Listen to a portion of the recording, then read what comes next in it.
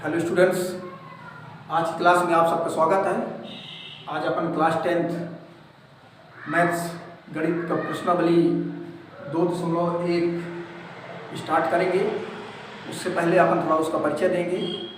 अध्याय 2 में आपका है क्या, ये बहुपद, जिसको हम पॉलिनोमियल्स भी कहते हैं इंग्लिश में, बहुपद। सबसे पहले बात आती है कि बहुपद किसे कहते हैं, है ना। अपन जाने कि बहुपद क्या है। तो ये बहुपद की परिभाषा हमने लिखी है, ऐसे बीजी व्यंजक, अंग्रेजी में उसको अलजेब्रिक एक्सप्रेशन कहते हैं। ऐसे बीजी व्यंजक जिसमें चरों की घात धनात्मक पूर्णांक संख्या हो। चर, जिसको अपन अंग्रेजी में वेरिएबल कहते हैं, उनकी घात धनात्मक पूर्णांक हो। जैसे इसके अपन कुछ उदाहरण ले सकते हैं। उदाहरण कि बहुपद के उदाहरण क्या है। यदि अपन 5x लिख दिए तो ये भी एक बहुपद है ना। अपन 3x² + 4x लिख दिए, ये भी एक बहुपद है। या 7x + 5x² + 2 लिख दिए, ये भी एक बहुपद है। ये सब व्यंजक भी हैं और बहुपद भी हैं, लेकिन बहुपद होने की कुछ पहचान होती है ना, जिसकी हमने परिभाषा लिखी है कि ऐसे बीजी व्यंजक अलजेब्रिक एक्सप्रेशन जिसमें चरों की घात धनात्मक पूर्णांक हो। चर क्या है, ये x, इसमें सब में x है, और जरूरी नहीं कि x ही हो। अपन ऐसा भी लिख सकते हैं कि 7y + 3, है ना, ये भी व्यंजक है। मान लो कुछ अपन लिख देते हैं 3x + 5/4, तो ये जैसे और लिख दिया अपन 2x³ + 6/7x। ये अब थोड़ा इनमें अंतर आ गया, है ना। देखेंगे जैसे कि ये 5x, ये 3x² + 4x, ये 7x + 5x² + 2, ये सारे बहुपद हैं। इसलिए बहुपद है क्योंकि इनकी जो घात है, ये क्या है, धनात्मक पूर्णांक, है ना। ये ख्याल रखना इसका, ये धनात्मक पूर्णांक संख्या होनी चाहिए। पूर्णांक मतलब जो संख्या पूर्ण हो, बटे में नहीं हो, माइनस नहीं हो, या उसमें संख्या में कोई दशमलव नहीं लगा होना चाहिए, पॉइंट नहीं होना चाहिए, है ना। तो ये जो है आपके पास 1, 2, 3 और ये 4, ये सब क्या है, इनकी घातें धनात्मक पूर्णांक हैं, तो ये बहुपद है। लेकिन वहीं पर अपन आगे 3x + 5/4 लिख दिए, है ना, तो फिर 4x लिख दिया अपन देखेंगे कि अब इसकी घात धनात्मक पूर्णांक नहीं है, क्योंकि बटे में है, ऊपर जाएगी तो ऋण हो जाएगी। और हमने लिखा है कि क्या होना चाहिए, धनात्मक भी हो और पूर्णांक भी हो, ठीक है। तो जब ये ऊपर जाएगी घात तो ऋण हो जाएगी, तो फिर वो धनात्मक नहीं होगी, ठीक है ना। इसी प्रकार ये 7x लिखा हुआ है, इसकी घात ऊपर जाएगी तो ऋण हो जाएगी, तो वो भी फिर बहुपद नहीं होगा, है ना। व्यंजक है, बीजी व्यंजक है, लेकिन बहुपद नहीं है, ठीक है। तो ये आपके बहुपद की परिभाषा सबसे पहले क्लियर कर लीजिए। बहुत सारे बच्चों को लगता है कि जिसमें बहुत सारे पद होते हैं उसको बहुपद कह देते हैं, है ना। तो ऐसा नहीं है। वे परिमेय व्यंजक या ऐसे परिमेय व्यंजक जिसमें चरों की घात, ये क्या हो, धनात्मक पूर्णांक हो। चर कोई भी हो सकता है, x, y, z, और जरूरी नहीं कि एक चर हो, एक से अधिक भी चर हो सकते हैं। मान लीजिए अपन 4x + 3y + 7z ऐसा भी लिख सकते हैं। तो इसमें x, y और z, ये 3 चर वाला बहुपद हो जाएगा, 2 चर वाला बहुपद हो जाएगा, 4 चर वाला बहुपद हो जाएगा, है ना। बस उनके चरों की घात क्या हो, धनात्मक पूर्णांक होनी चाहिए, तो वो बहुपद हो जाएगा, ठीक है। तो आपके 10वीं में जो बहुपद है वो उसकी यही बात है, परिभाषा भी है ये। और कुछ 9th वगैरह में भी अपन पढ़े हैं, उसमें कभी कभी पूछता है कि घात, है ना।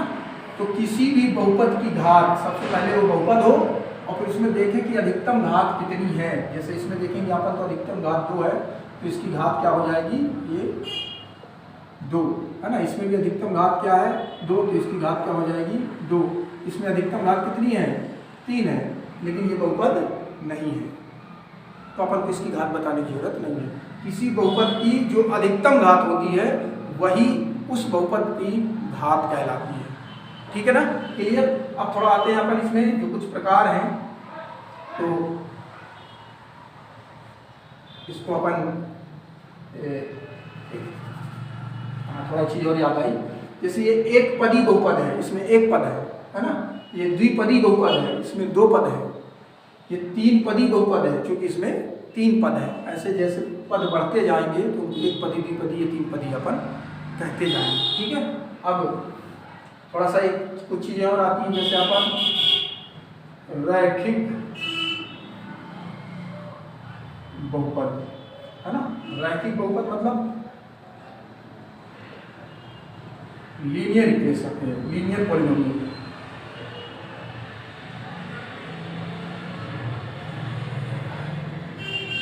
इसको रैखिक बहुपद कहते हैं, मतलब इसमें कोई घात नहीं होती है। जैसे अपन लिख सकते हैं कि 9x² plus 4x plus 3 9x plus 3, इसमें कोई घात नहीं लगी है ना। तो ये रैखिक बहुपद है। यदि इसमें कोई घात लग जाएगी तो फिर वो रैखिक बहुपद नहीं कहलाएगा, जिसको हम लीनियर पॉलिनोमियल्स भी कहते हैं। इसका जैसे दूसरा आता है रैखिक बहुपद के बाद द्विघात बहुपद, द्विघात बहुपद है ना। इसको हम कह देते हैं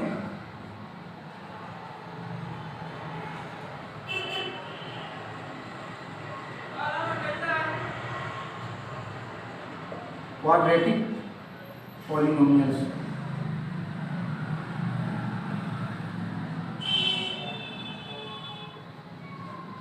ठीक है, ये द्विघात बहुपद है। वह बहुपद जिसकी घात कितनी होगी, दो। मान के चलिए अपन लिख सकते हैं 2x² plus 4x plus 5।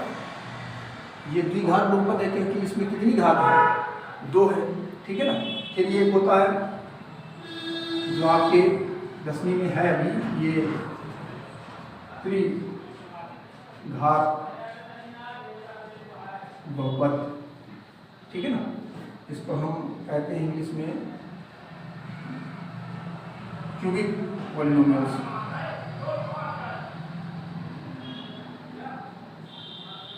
Cubic polynomials है ना।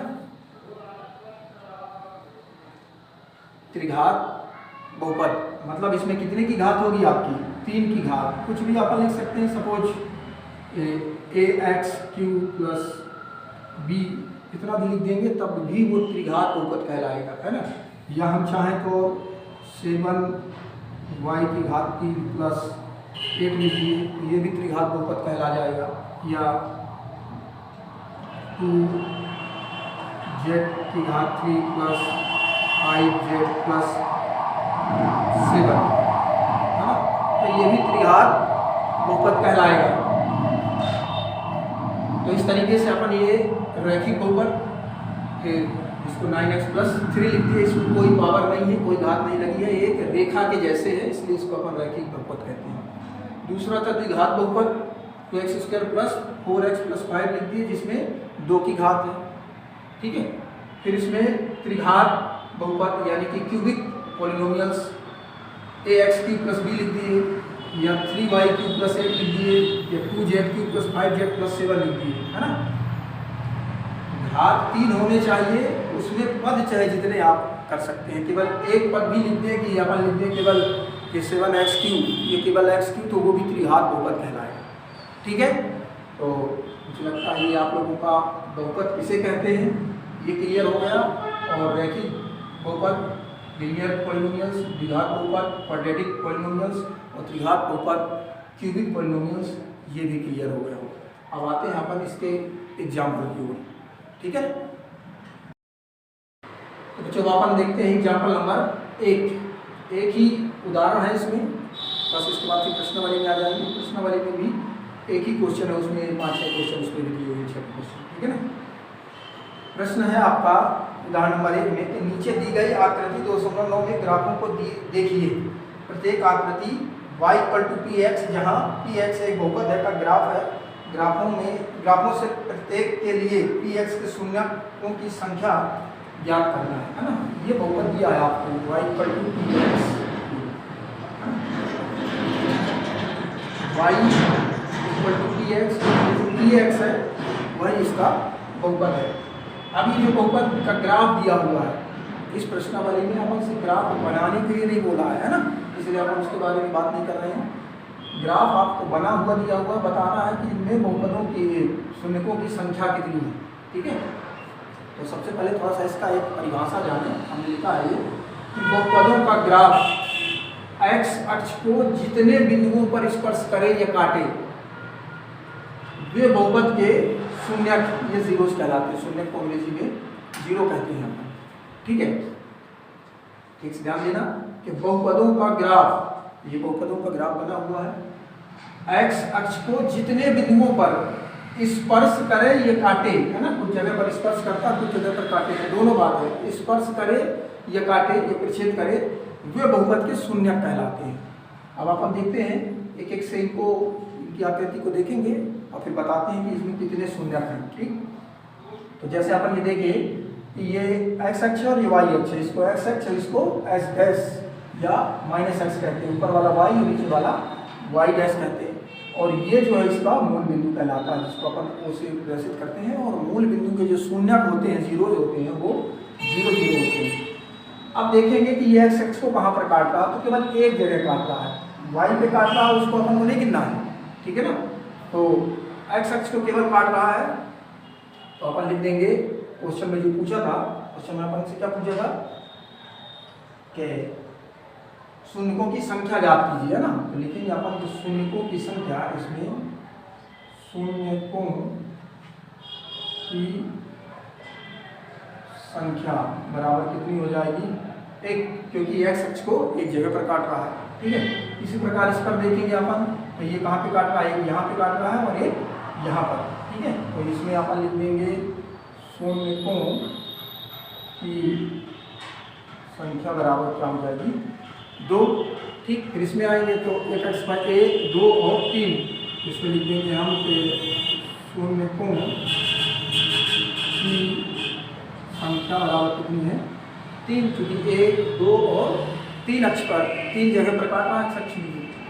इसी प्रकार इस पर आएंगे अपन, तो इसमें भी लिख देंगे कि शून्यकों की संख्या बराबर, देखेंगे x अक्ष पर कितनी जगह पर काट रहा है, केवल ये एक बिंदु पर ये काट रहा है, तो शून्यकों की संख्या भी कितनी हो जाएगी आपके पास, 1।